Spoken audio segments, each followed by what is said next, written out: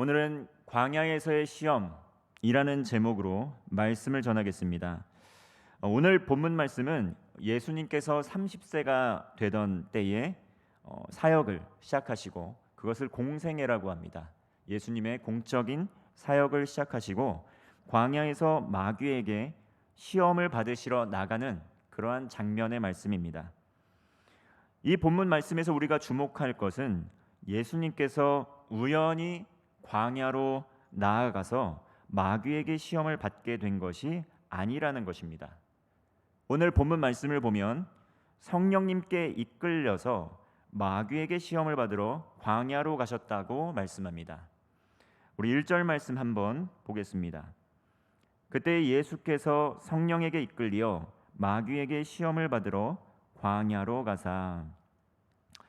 예수님께서는 성령님께 이끌려서 사역을 하셨다라고 오늘 1절 본문 말씀에서는 이야기하고 있습니다. 이 말씀은 성령님과 동행하면서 성령님의 음성에 귀를 기울이고 또 그 뜻에 순종하였다라는 것을 말씀합니다. 이것은 예수님께서 성령의 능력으로 살아가셨다라는 것을 의미하고 있습니다. 여러분, 오늘 본문 말씀을 보게 될 때 우리는 알게 되는 것이 무엇이냐면 성령이라는 그 영적 존재가 있고 또 그리고 마귀라는 영적 존재가 있다라는 것, 그 두 존재의 출현, 그것을 우리는 알 수 있다라는 것입니다. 우리는 눈에 보이는 것이 전부라고 믿으며 살아가고 있습니다. 그런데 실제로 우리 눈으로 볼 수 있는 것이 것보다는 볼 수 없는 것이 많다라는 것을 과학도 증명을 하고 있습니다. 특별히 성경에서는 영적인 세계가 있다라고 이야기를 하는 것입니다. 눈에 보이는 세계만이 전부가 아니고 영적인 세계가 있다라는 것이죠. 성령님이 계시고 또 보이지 않는 마귀, 이 두 부류의 세력이 있다라고 이야기하는 것입니다. 성령님께서는 예수님과 함께 동행하시며 예수님은 성령님께 이끌려서 무엇을 하든지 성령의 음성에 귀를 기울이고 성령의 뜻을 따라 순종하는 삶을 사셨습니다. 그러나 성령이 함께 하시지 않는 사람들, 성령님께서 함께 하시지 않는 이들에게는 마귀의 영향력이 있어서 그렇게 마귀의 뜻을 좇아 살아가게 된다라는 것이죠. 우리는 오늘날 포스트 모더니즘의 영향력 가운데 우리 스스로 생각하고 믿고 따르는 것이 굉장히 절대적인 가치를 지니고 있다라고 믿으며 살아가고 있습니다. 모든 것을 상대화하면서 절대적인 가치는 존재하지 않고 내가 믿는 것, 내가 뜻하는 것, 내가 원하는 것이 어떠한 절대적인 나 자신만의 규범이 될 수 있다라고 믿고 살아가는 것이죠. 그러면서 스스로 목표를 정하고 스스로 가치를 따라 원하는 삶을 그대로 살아가는 경우가 참으로 많이 있습니다. 그런데 특별히 이 마귀의 영향력, 하나님의 영의 이끌림을 받지 않는 모든 사람들은 마귀의 영향력 가운데 노출되어 있다는 것을 우리는 기억해 볼 필요가 있습니다. 이 세상은 혈과 육에 대한 세상, 보여지는 것이 전부인 세상이 아니라 영적인 세상이 있다라는 것, 그것을 기억해야 된다는 것이죠. 하나님께 다스림을 받지도 않고 마귀에게 다스림을 받고 싶지 않다라고 우리가 자부하고 그렇게 원한다 할지라도 우리는 어쩔 수 없이 그 영적인 존재에 영향을 받고 살아갈 수밖에 없다라는 것입니다. 왜냐하면 마귀는 우리의 생각과 지혜를 훨씬 뛰어넘는 영적 존재이기 때문입니다. 오늘 이 광야에서의 시험의 본문은 그 영적 존재와의 그런 만남, 조우를 이야기하고 있는 것입니다. 우리가 눈에 보이는 세계가 아니라 눈에 보이지 않는 영적인 세계 가운데에서 일어나고 있는 것들을 성경의 말씀을 통해서 예수님이 친히 보여주고 계시는 것이 오늘 본문의 말씀입니다. 예수님께서는 보이진 않지만 성령에 이끌려서 사역을 하셨습니다. 모든 일을 함에 있어서 예수님께서도 친히 공생의 기간 동안에는 성령님과 동행하면서 성령님의 음성에 귀를 기울이며 그 뜻에 순종하는 삶을 사셨다는 것입니다. 이것은 예수님께서도 공생의 기간 동안 성령의 능력에 이끌려서 사역을 하셔야 된다, 하셨다. 그리고 그것처럼 제자들도 예수님처럼 성령의 능력으로 이끌려서 살아가기를 원한다라고 본을 보여주셨다는 것이죠. 앞서 마태복음 3장 13절부터 17절의 말씀을 보면 예수님께서도 역시 세례 요한에게 나아가서 세례를 받으시는 장면이 나옵니다. 여러분, 예수님께서 세례 요한에게 세례를 받으실 필요가 있는 분입니까? 예수님 누구십니까? 예수님 누구냐고 물어보게 될 때 예수님은 그리스도시고 메시아이시고 하나님의 아들이십니다.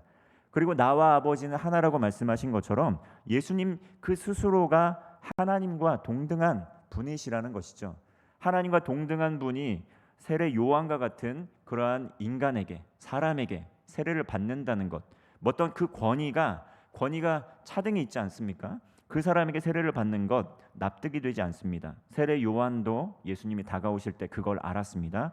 그래서 나에게 세례를 받지 마시옵소서, 내가 오히려 세례를 받아야지요, 그렇게 이야기를 하면서 거부를 했다라는 것이죠. 그러나 예수님께서는 하나님 나라의 일을 성취하시기 위해서 이것은 필요한 것이라는 거라고 말씀하시면서 세례를 받고자 하셨고, 세례 요한도 순종함으로 예수님께 세례를 베풀어 주셨습니다. 세례를 베풀어 주셨을 때 놀라운 일들이 일어나게 되는데요.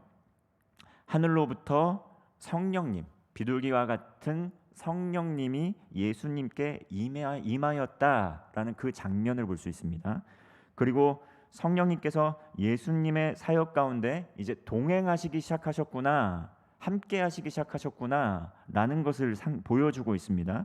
그래서 본격적으로 힘을 주시고 능력을 주시는 장면을 성경에서 볼 수 있다라는 것이죠. 예수님께서 그러하신 것처럼 성경에서는 성령님께서 제자들에게 임하고 또 제자들이 성령의 능력으로 사역하는 모습을 특별히 사도행전에서 우리는 볼 수 있습니다. 대표적인 말씀이 올해 우리 교회의 표인 사도행전의 말씀이죠. 사도행전 1장 8절의 말씀 어떻습니까? 앞에도 나와 있지만 오직 성령이 너희에게 임하시면 너희가 권능을 받고 예루살렘과 온 유대와 사마리아와 땅끝까지 이르러 내 증인이 되리라 하시니라. 이러한 말씀을 주셨다는 것이죠. 제자들에게 성령이 임하면 권능을 받고, 하나님의 권능을 받고 예루살렘에서부터, 예루살렘에 있는 지역이 유대 지역이었습니다. 예루살렘이라는 지역부터 예루살렘이 포함된 유대 지역, 그리고 유대 지역의 위쪽에 있는 것이 사마리아 지역이었습니다. 계속 확장되어 가는 것이죠. 사마리아, 그리고 사마리아를 넘어서 땅 끝까지.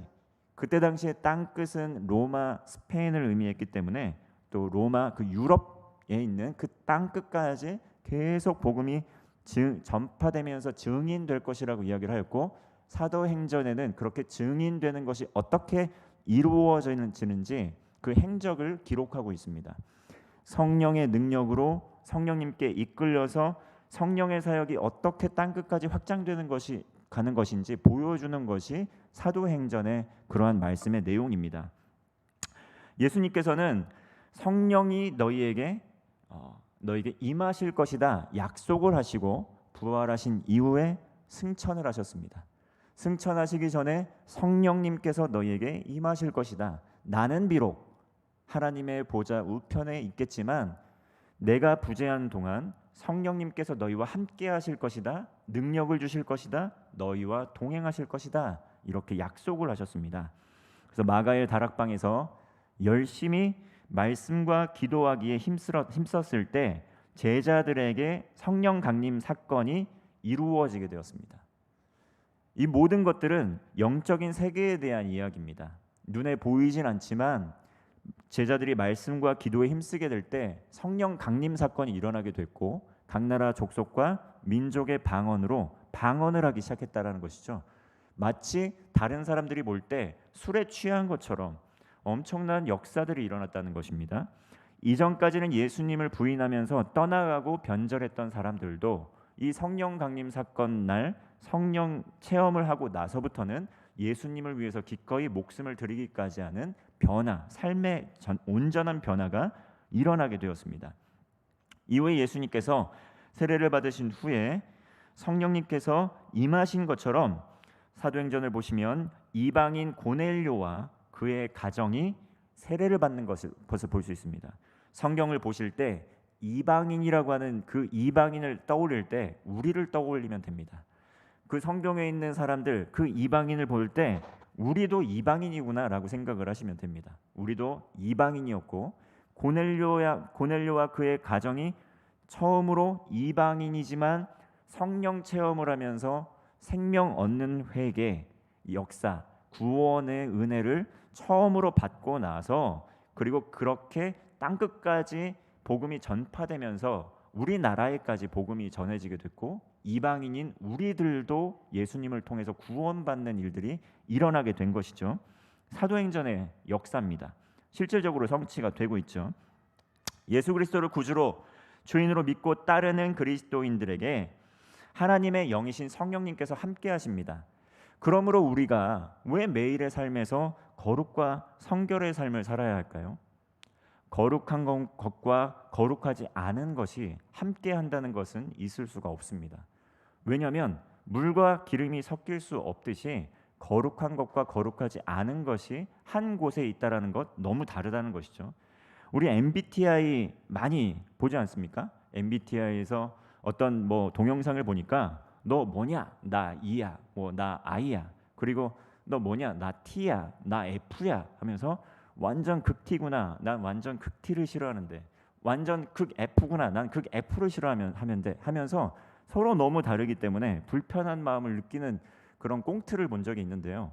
마찬가지로 성령께서 마귀와 함께 거하신다는 것은 있을 수 없는 일입니다. 성령님께서 거하시는 곳에 마귀가 함께 한다는 것 있을 수 없는 일입니다. 그런데 마귀가 있다고 해서 성령님께서 그것을 두려워하면서 피합니까? 그러지 않습니다. 마귀가 있지만 어둠의 권세가 있지만 성령님이 함께 하실 때 마귀의 세력은 사라지게 됩니다. 마치 어둠 가운데 빛을 비추었을 때 어둠은 거부하지 못하고 빛으로 밝게 빛나듯이 성령님께서 함께 하시면 마귀는 함께 할 수 없습니다. 그림자와 같은 존재가 바로 마귀라는 것이죠. 빛이 있을 때 어둠이 공존할 수 없다라는 것입니다. 성령님과 마귀는 함께 할 수가 없다라는 것이죠. 거룩한 그리스도인의 거룩과 성결의 그 삶과 불경건한 삶이 동일하게 한 자리에 있을 수 없다는 것입니다. 그렇기 때문에 우리가 더욱 거룩하게 힘쓰고 예수님을 닮아가기에 힘쓰는 것입니다.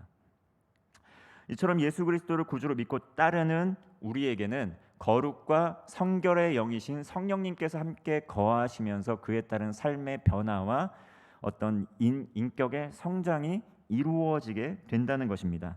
성령님의 뜻에 순종하며 살아가게 될 때 비로소 우리는 성령의 능력으로 살아가게 된다는 것이죠. 성령의 능력으로 살아가고 성령의 능력에 이끌리는 삶을 위해서는 우리는 경건한 삶이 필요합니다. 삶이 바뀌지 않으면 우리에게 거룩과 성결의 삶은 있을 수가 없습니다. 우리가 깨끗해지려면 어떻게 합니까? 깨끗해지려면 깨끗한 곳에 있고 더러워졌을 때 씻을 수 있어야 됩니다. 그런데 먼지가 가득한 곳, 악취가 가득한 곳에 우리가 그곳에 거하게 되면 어떻게 됩니까? 우리 몸에도 알게 모르게 악취가 스며들게 되고 그리고 우리의 삶에도 찌든 때가 끼기 시작한다는 것이죠. 거룩과 경건의 삶, 그것은 무엇입니까? 그것은 하나님께서 나와 지금도 함께 하신다라는 것을 먼저 기억하는 겁니다. 하나님의 영이 눈에 보이지 않지만 나의 안에 내 주, 내 안에 거하시는구나. 이것을 항상 기억하면서 살아가는 것입니다. 마치 성령님께서 나와 함께 하시지 않는 것처럼 살아가는 것이 아니고요.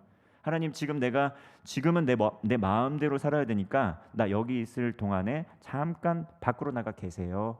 잠깐 저기 계세요. 이렇게 분리하면서 살아가는 것이 아니라 내가 거하는 모든 곳에 성령님께서 함께 동행하고 계신다는 것 그거 기억해야 된다는 것입니다. 하나님께서 함께 하시지 않는 사람처럼 살아가는 것이 아니라 하나님께서 함께 하시는 것처럼 그리고 살아가야 한다는 것이죠. 하나님께서 말씀하시는 것처럼 살아가야 한다는 것이죠. 하나님께서 행동하시는 것처럼 살아가야 한다는 것이죠. 그러므로 세상의 가치관과 흐름을 따라서 그대로 무비판적으로 살아가게 되면 우리는 어느덧 세상의 문화의 영향력 깊숙이 곳곳에 스며들어가 있는 하나님의 뜻이 아닌 마귀의 영향력과 생각과 가치관을 무비판적으로 수용하면서 살아가는 경우가 많이 있습니다. 그렇게 할 때 어떻게 됩니까? 우리는 끊임없이 갈등하게 됩니다. 교회를 다니면서 갈등이 심화되는 사람들이 있어요. 교회를 다니는데 갈등이 더 격화되는 사람들이 있습니다. 내가 교회를 다니지 않을 때 고민하지 않았던 것들이 교회를 다니면서 교회에 대한 죄책감만 늘어가고 갈등이 더 깊어지는 분들 있습니다. 이것은 변화의 시작점인데요. 성령님께서 우리 안에 있는데 그 성령의 능력이 우리 안에 역사하기 시작하시는데 아무런 느낌도 없고 아무런 불편감도 없다고 한다면 이게 더 이상한 겁니다. 우리가 목욕탕에서 때를 씻어낼 때에도 어떤 통증이 뒤따릅니다. 근데 그 통증을 감수하면서 때를 씻어내지 않으면 때는 그대로 누적되게 되죠. 그러나 고통을 감수하고 때를 벗겨내면 그 다음에 벗겨내는 때는 더 쉽게 벗겨낼 수가 있고, 그리고 그 청결함의 기분 좋음을 계속 느끼면서 살아갈 수 있습니다. 그런데 어떻습니까? 안 씻고 때가 있는데 그대로 살아가면 그 때조차도 너무 편안하고 그 때의 악취가 전혀 내 삶에 이상이 없는 것처럼 그대로 그냥 살아갑니다. 편안하게 살아가죠. 그게 바로 노숙자의 삶입니다. 노숙자 어떻습니까? 우리가 볼 때 악취가 나고 매우 정말 청결함이 없고 더럽지만 그것이 좋사오니 하고 살아가는 것입니다. 그런데 그것을 벗겨내고 닦고 갈고 닦으면 숨겨져 있는 그 진가가 드러나게 되는 것들 우리는 볼 수가 있다라는 것입니다. 성령의 능력을 따라 순종하면서 거룩과 성결의 삶을 사는 것, 그거 힘듭니다. 굉장히 괴롭습니다. 그렇게 할 때 끊임없이 갈등할 수 있습니다. 그래서 그 자리에서 벗어나고자 하는 욕망을 갖습니다. 닿고 싶지 않다. 그리고 닮아가고 싶지 않다. 더 이상 갈등하고 싶지 않다. 그렇게 그대로 이끌려 나가게 되는데 그게 성령에 이끌려서 나가는 것이 아니라 마귀의 음성, 사탄의 역사에 이끌려서 나가는 경우가 있다라는 것이죠. 오늘 광야에서의 시험은 누구에게 이끌리며 살 것인가? 그것을 우리에게 말씀해주고 있는 것입니다. 거룩과 경건의 삶을 위해서는 결단이 필요합니다. 내가 믿는 가치관, 내가 신념하는 것, 내가 믿고 따르는 것 그대로 살아가는 것 좋습니다. 그리고 그에 해당하는 돈과 권력과 명예와 능력이 있다면 불편감을 주는 것은 아무것도 없습니다. 하나님께서 역사하시고 함께하실 자리가 없는 것이죠. 그리고 나의 힘과 나의 능력대로 그것이 나의 어떤 능력이 되는 것처럼 그대로 이끌리며 살아갑니다. 그거 성령 하나님께서 말씀하신 것이 아니라고 한다면 의심할 줄 알아야 됩니다. 이게 지금 성령의 능력으로 이루어진 일인가, 마귀의 영향력 가운데 이루어진 일인가 생각해 보아야 한다는 것입니다. 어떻게 하면 경건과 거룩의 삶을 살아갈 수 있습니까? 정말 우리가 귀에 수도 없이 들어온 거지만 예배의 자리에 나아가는 것입니다. 하나님을 예배하고 삶의 또 현장에서 말씀을 보고 듣고 묵상하면서 여기서 중요한 것은 성령님께서 깨닫게 해주시기를 기도하는 겁니다. 그냥 내 스스로 나의 지혜와 나의 이성으로 깨닫는 것이 아니라 성령님께서 이 말씀을 깨닫게 해주시기를 기도해 보는 겁니다. 마음으로 기도해 보는 겁니다. 그러면서 자신의 삶을 돌아보는 겁니다. 성령님, 내 삶에 하나님의 말씀에 비추어서 정말 불순종하고 있는, 따르지 않고 있는 영역은 무엇인가요? 이것을 알려주시고 그리고 깨끗이 돌이키고 회개하기를 원합니다. 마음을 돌이키기를 원하고 행동을 돌이키기를 원합니다. 그리고 그 깨달은 바를 내 삶에서 구체적으로 행동하기를 원한다는 것이죠. 실천하기를 원한다는 것이죠. 그렇게 말씀과 기도와 교제를 통해 하나님과 교제하는 삶을 실천하게 될 때 실제적인 경건의 삶의 태도가 드러나기 시작합니다. 정말 하나님을 깊게 만난 사람, 마음이 변하고 삶이 변화하고 믿음의 간증들이 터져나오는 것을 우리는 알 수가 있는데요. 성령님께 민감한 사람으로 변화되어 갑니다. 성령의 능력으로 인도하심을 따라 살아갈 수 있게 된다는 것이죠. 2절 말씀입니다. 40일을 밤낮으로 금식하신 후에 줄이신지라. 예수님께서는 성령에 이끌려서 마귀와 이제 씨름하러 나아가시는 것이죠. 그 전에 40일을 밤낮으로 금식하셨다. 그리고 굶주리셨다. 이렇게 이야기하고 있습니다. 예수님께서는 40일을 밤낮으로 금식하셨습니다. 성경에서는 40일이라는 숫자가 굉장히 큰 의미가 있습니다. 성경에 나타나는 숫자들이 그냥 나타나는 숫자들이 아니라 숫자들에는 의미가 좀 있습니다. 40일, 모세는 40일 동안 밤낮으로 시내산에서 하나님의 말씀을 받았습니다. 그리고 이스라엘 백성은 40년 동안 광야 생활 속에서 순종과 불순종을 거듭하면서 하나님께 시험받았습니다. 그리고 그 하나님 나라 백성이 되는 여정을 담은 출애굽기는 하나님 나라 백성으로 거듭나는 그런 여정을 담고 있는 출애굽기는 40장으로 되어 있습니다. 40이라는 숫자 굉장히 큰 의미가 있죠. 실제로 예수님의 본을 따라 하나님 앞에 결단하기 위해서 40일 동안 금식기도 하시는 많은 분들이 있었습니다. 그러나 40일 동안 물을 제외한 모든 음식을 먹지 않으면 끊는 것은 굉장히 위험하고요. 이 때문에 중간에 건강에 이상이 생겨서 목숨을 잃어버리는 분도 있었습니다. 그런데 예수님께서도 이처럼 극한의 광야의 환경 속에서 40일을 밤낮으로 금식하고 줄이셨다. 이것은 단순한 굶주림이 아닙니다. 글 한 줄 보면서 예수님이 40일 동안 금식하셨고 줄이셨다. 그럴 수 있지 하고 넘어갈 수 있는데요. 여러분, 제가 하나님의 아들이기 때문에 예수님이 이게 단 한 줄의 글로 설명하고 그냥 끝날 게 아니라는 것을 우리는 좀 깊이 그 본문의 말씀으로 들어갈 필요가 있는데요. 저도 40일은 아니고 3일 동안 금식해 본 경험이 있습니다. 여러분, 근데 혹시 3일 동안 금식해 본 경험 있으신가요? 아니면 단 하루라도 금식해 본 경험 있으신가요? 한번 해보면 어떠냐면, 청년의 시기에 제가 앞으로의 삶의 비전, 개인적인 고민 때문에 성경을 읽으면서 예수님도 금식하면서 기도했구나. 그리고 경건한 신앙인은 금식하면서 기도하는구나. 나도 금식하면서 기도하면서 하나님의 뜻을 구해야 되겠다고 기도원으로 갔습니다. 3일 동안 금식하면서 예배하고 기도하면서 점점 분주했던 마음들이 차분해지고, 또 음식까지 먹지 않고 온전히 하나님의 말씀에 집중하면서 예배하고 기도하니까 경건의 모양과 삶의 습관이 3일이지만 자라가기 시작하는 것이죠. 육은 너무 피곤하고 고되지만 점점 더 영적으로 뭔가 민감해지는 그러한 느낌을 갖게 되었습니다. 구체적인 응답을 그때 받은 것은 아닌데, 그때 기도의 그 추억, 기억, 간절한 부르짖음의 순간이 아직도 기억의 한켠에서 하나님과 그 간절한 만남을 구했던 것이 신앙의 어떤 추억으로 남아 있습니다. 이처럼 금식하고 기도하면 육신은 연약해지지만 성령님의 음성에 더욱 집중할 수 있는 시간이 됩니다. 기회가 됩니다. 그리고 가장 육체적으로 취약할 때에, 오늘 본문 말씀을 보면 육체적으로 가장 취약할 때 예수님께 마귀가 찾아오는 것이죠. 3절의 말씀입니다. 시험하는 자, 마귀입니다. 예수께 나와서 이르되 내가 만일 하나님의 아들이여든 명하여 이 돌들로 떡덩이가 되게 해라. 시험하는 자, 마귀가 예수님께 나와서 만일 하나님의 아들이라면 돌을 떡으로 만들라, 이렇게 이야기합니다. 여기서 주목할 것은 무엇이냐면, 만일 하나님의 아들이라면 이렇게 자꾸 뭔가 의심하게 만듭니다. 예수님이 의심하게 만들다는 것이죠. 너 하나님의 아들이라고 살고 있는데 만일 하나님의 아들이라면 자꾸 의심하는 그러한 말을 하게 됩니다. 앞서 3장에서 예수님께 세례를 받으신 후에 어떻습니까? 하늘로부터 확정적으로 얘기하죠.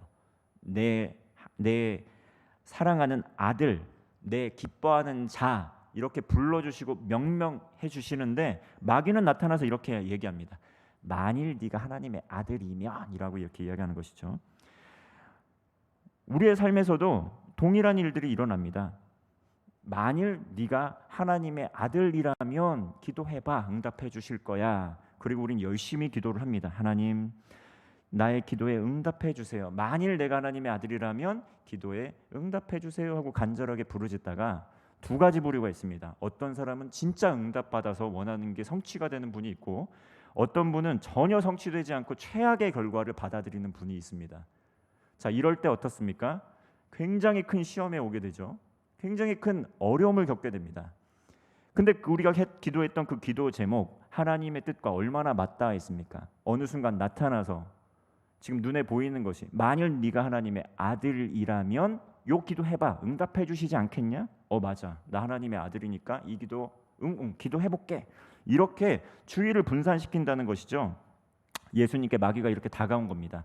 40일 동안 열심히 금식하면서 하나님의 뜻, 하나님의 나라를 구하면서 3년간의 공생애를 계획하면서 하나님의 뜻을 구하고 있을 때, 만일 하나님의 아들이더든 갑자기 돌을 떡으로 만들어